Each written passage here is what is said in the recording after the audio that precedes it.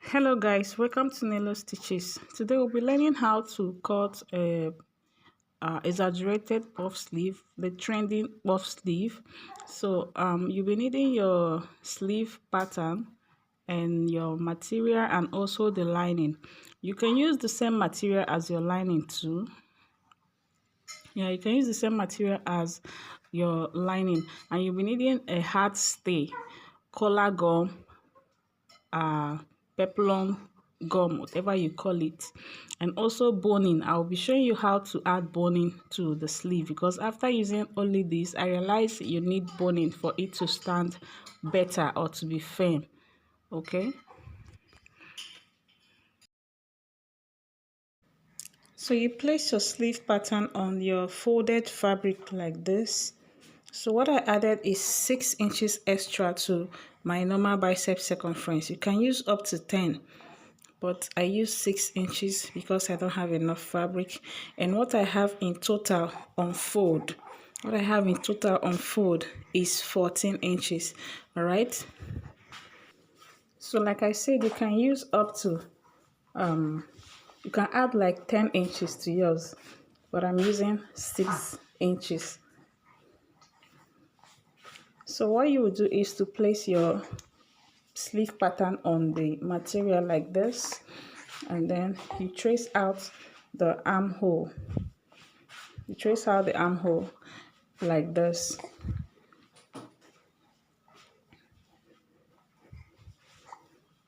Sorry guys, I forgot something. I was supposed to add 2 inches to this, because this is just 10, which is my bicep length.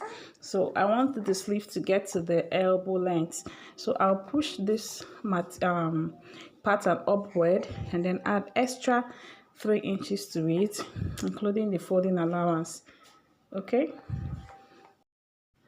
½ inch for turning the lining and the material, the main fabric, and ½ inch for joining of the sleeve to the dress or blouse. Okay, so now I'm going to trace the armhole like this. You just trace the armhole of your sleeve pattern on the material like this. Remember I said I added extra 3 inches to mine because it wasn't up to the length I wanted for the sleeve. So you can do yours any length of your choice. And now I will cut this out. So the lining and the fabric are on fold, and they are the same measurements. The lining and the fabric should be the same, and it will be better if you have enough fabric so you can use the same fabric as your lining. It will turn out better. Okay, like I said, you can use the same fabric as your lining. I don't have enough, that's why I'm using a black lining for this. But if you don't have enough too, you can still use a matching lining with yours. Okay, but it will turn out better if you use the same fabric for this. So next I'm going to iron the hairstay on it.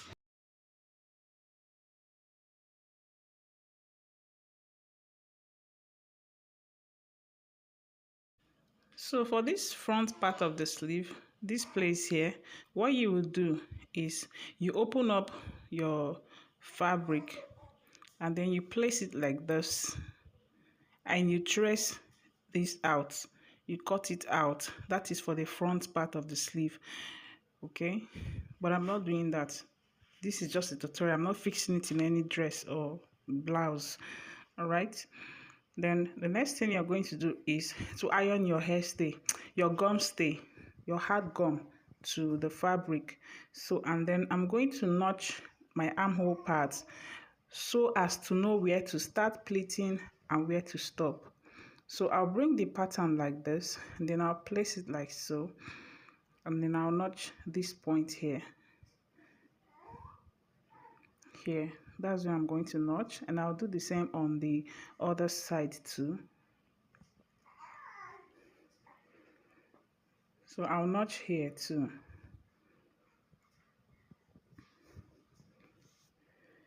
So I'm going to run a gather stitch there and gather it, or I'll pleat depending on your choice. So I'll gather here to this point, all right, and I'll do the same on the lining too. So I've already ironed the hard gum on the fabric, so I'll go and do that and then I will be back. So I've gathered the sleeve like I showed you guys earlier. Okay, and we'll be needing, I gathered the sleeve, the material, and also the lining the same thing I did on the material, I did on the lining too. And you'll be needing a boning for this sleeve, so I'll show you guys how to add boning later, because after making the sleeve, I realized it needs boning. So the next thing I did was to turn the sleeve with the lining. So you place it right side facing the right side of the material and sew down, and then I open it up like this and top stitch on the lining part. Okay, top stitch on the lining parts, so that when you iron your lining, when you turn it, it will relax well. You iron, guys. I'm not ironing because these people have taken their light, so I'm not ironing. So next I'm going to shape my sleeve, lining to lining, fabric to fabric, like this. Excuse me. So I'm going to sew down, okay, lining to lining, fabric to fabric. I'm going to shape my sleeve now, and then I will be back. All right, guys, I have shaped the sleeve using the 1-inch seam allowance I added to the sleeve pattern, and now I am going to turn this out for us to see how it will look. So you are supposed to also use boning on this sleeve to make it firm and to also help it to last, because this cloth gum, with time it will fade. So you need to add boning to give it more structure. So I'm going to show you how to add boning later on the video. I will show you how to add boning to give it more structure.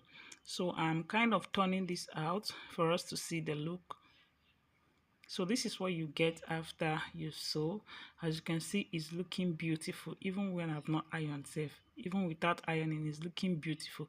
I'm trying to push the lining inside, guys. Like I said before, I did not iron this because there was no light, so, and I'm already doing the tutorial, so I just decided to continue.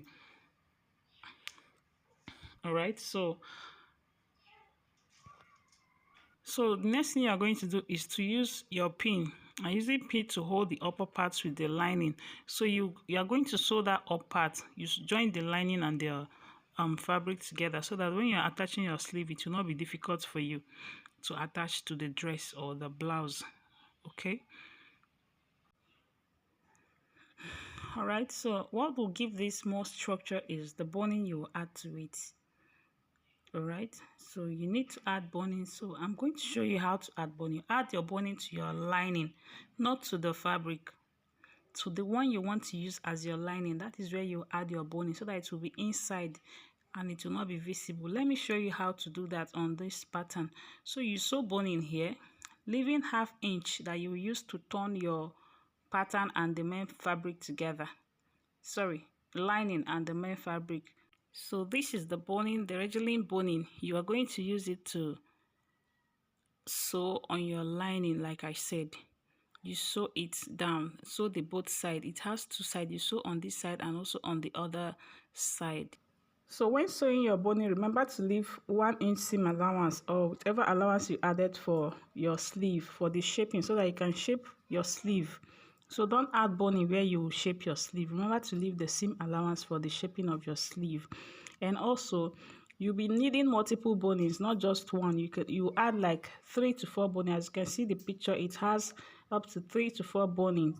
Okay, so for the bone, you can just use 2 inches gap, or 2.5 gap, or even 3 inches gap, depending on the length of your sleeve.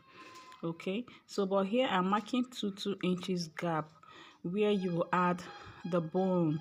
So you will use you add it up to the middle or a little bit higher the midpoint of your sleeve. This will give the sleeve a better structure because hard stay will fall with time. When you wash like 3 to 4 times, you will see that it is no longer as strong as it was before. Okay, so you add like 3 to 4 bonings to your sleeve,